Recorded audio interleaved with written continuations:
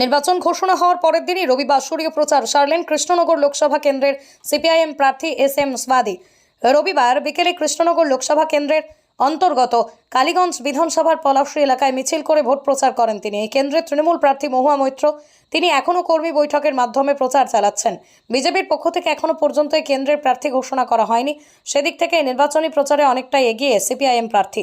সংখ্যালঘু অধ্যুষিত কৃষ্ণনগর লোকসভা কেন্দ্রের সংখ্যালঘু সিপিআইএম প্রার্থী ভোটারদের মন কতটা জয় করতে পারেন সেদিকেই তাকিয়ে রাজনৈতিক মহল।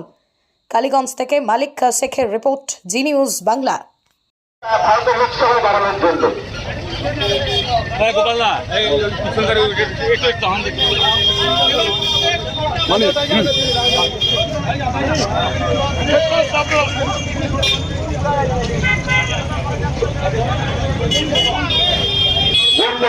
আগামী 13 মে কৃষ্ণনগর লোকসভা নির্বাচন আমার আপনার লোকসভা প্রার্থী কংগ্রেস সাথী দীর্ঘদিনের কৃষ্ণনগর কেন্দ্রের জনগণের সাথী আপনাদের কাছে সবাই থেকে আশীর্বাদ করুন সে যেন নির্বাচিত হয়ে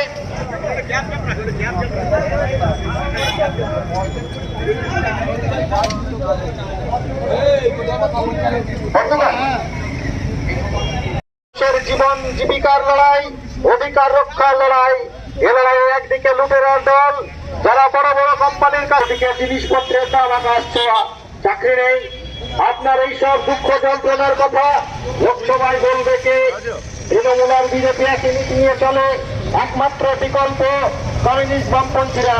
তাই সবুজ মানুষের অধিকারের জন্য এস.এম. স্বামীকে ভোট দিন, কমরেড এস.এম. স্বামীকে ভোট দিয়ে জয়যুক্ত করুন আপনার বার্তা ভারতের লোকসভায় বাড়ানোর জন্য।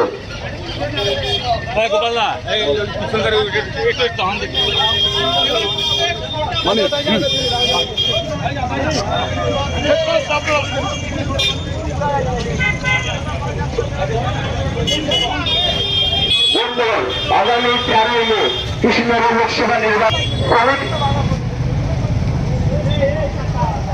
আমার আপনার লোকসভা প্রার্থী কংগ্রেস সাথী দীর্ঘদিনের কৃষ্ণনগর কেন্দ্রের জনগণের সাথী আপনাদের কাছে সবাই থেকে আশীর্বাদ করুন সে যেন নির্বাচিত হয়ে